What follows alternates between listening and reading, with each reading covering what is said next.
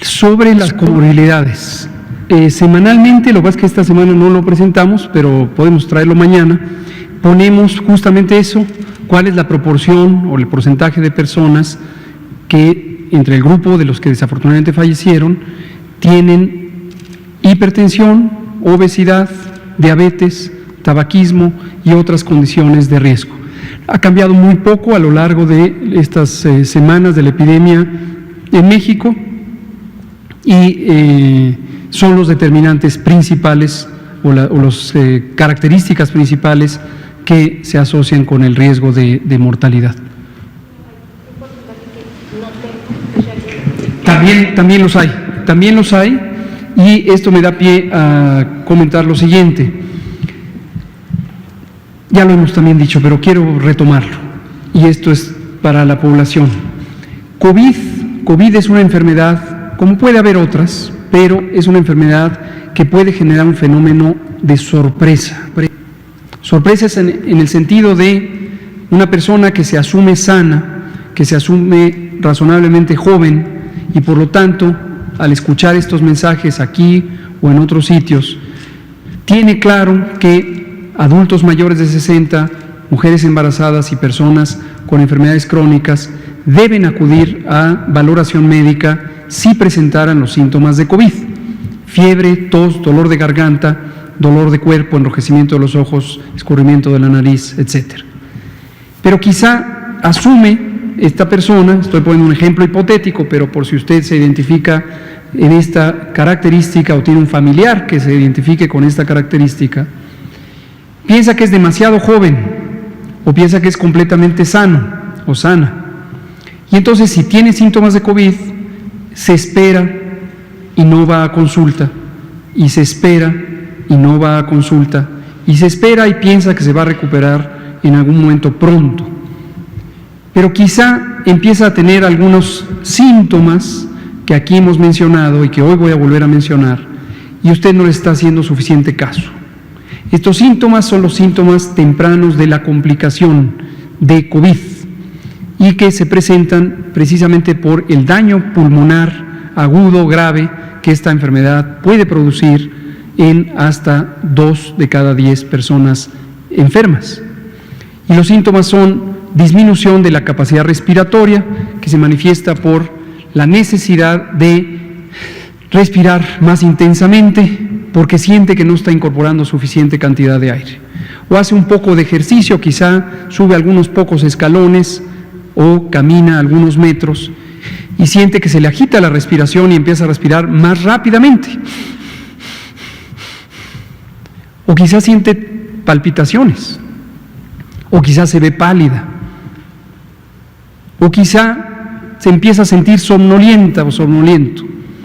Estos son signos de complicación de COVID.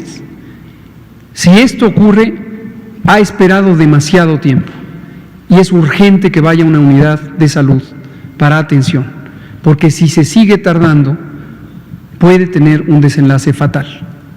Entonces, es importantísimo esto, porque lo que hemos visto es que desafortunadamente en una proporción que mañana presentaremos, de personas que no conocían que tenían la enfermedad. Y también en México, que tenemos un riesgo de diabetes tan alto, por las razones que hemos explicado aquí una y otra vez, 40 años de una mala nutrición, tenemos personas que no sabían que tenían diabetes hasta el momento en que tuvieron las complicaciones de COVID. De hecho, en México, del 14% de la población mayor de 20 años que tiene diabetes, 14% de la población, la mitad no sabían que lo tenían. Y se descubrió en el momento en que vino la Encuesta Nacional de Salud y Nutrición y se les hizo un examen de laboratorio y se detectó que tenían la glucosa alta en la sangre. Entonces, ¿qué recomendamos? Tener un alto nivel de sospecha. Si la persona tiene sobrepeso, es una razón. Si la persona tiene familiares con diabetes o con hipertensión, es otra de las razones. Y no esperar e ir a valoración médica.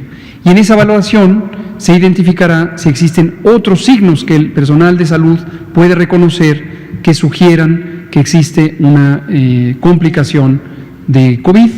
Desde luego, confirmar el caso de enfermedad usando las pruebas de laboratorio y también monitorear la oxigenación de la sangre con unos dispositivos especializados que se llaman oxímetros de pulso. Eso lo recomendamos muy ampliamente, ¿no? De las otras dos preguntas, la inmunidad. Yo diría que hay esperanza, pero todavía la evidencia científica no es tan consistente. Hay esperanza porque se tiene la experiencia de otros coronavirus, incluyendo SARS de 2002 y MERS de 2011 y otros 4 coronavirus de circulación muy común en la población.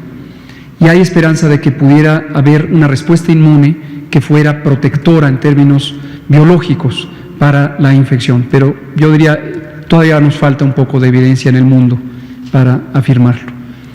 Y había preguntado una tercera. ¿Qué podemos esperar con el tiempo de ¿Cómo no? Esto es importante. Faltan muchos episodios, muchos eventos por identificar a lo largo de la epidemia en México y en el mundo. Y es difícil hacer una predicción general sobre hasta cuándo va a seguir el virus SARS-CoV-2 circulando en la población y causando enfermedad.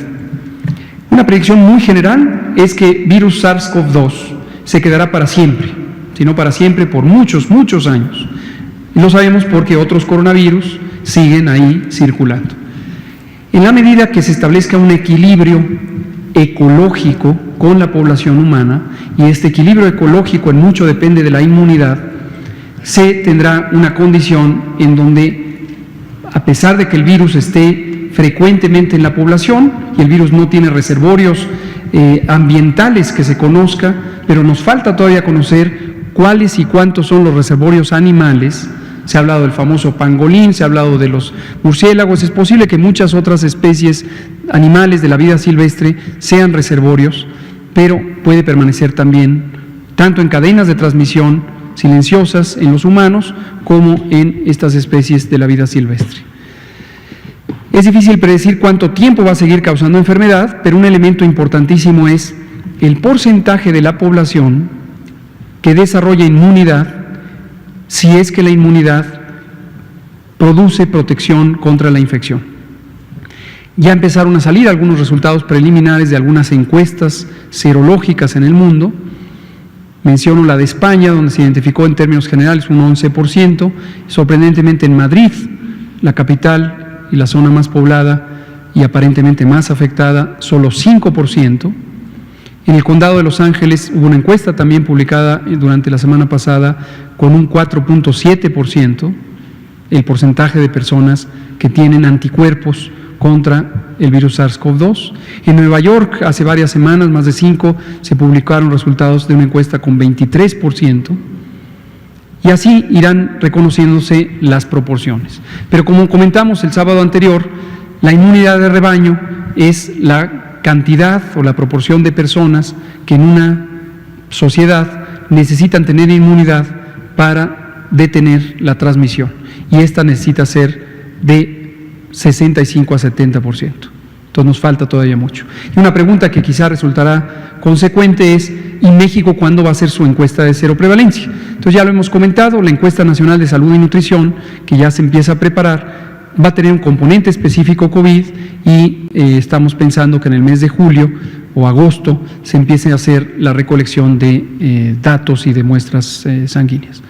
Termino con esta respuesta a esta pregunta que le agradezco, Andrea, que consiste en: preparémonos para una epidemia larga. Estas mismas palabras las usamos hace varios meses, antes de tener el primer caso en México, y dijimos: preparémonos para una epidemia larga. Larga quiere decir que las curvas epidémicas de distintas ciudades y estados en el país se van a estar presentando durante junio, durante julio, algunas se prolongarán hasta agosto, quizá algunas hasta septiembre, sobre todo en las dos mayores ciudades después de la Ciudad de México, que todavía no tienen una transmisión activa o tan activa, Guadalajara y Monterrey. Es posible que cuando entren más tardíamente, y dado que son poblaciones grandes, dure la epidemia y se proyecte prácticamente hasta septiembre, quizá hasta octubre. Y en octubre empieza la temporada de influenza.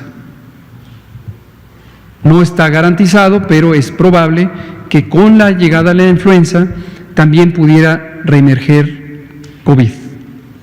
Y el reto es importante porque nuevamente la ocupación hospitalaria puede estar ahora combinada con personas que tienen infección respiratoria aguda grave causada por influenza y quienes la tengan por COVID. Entonces, preparémonos para una epidemia larga.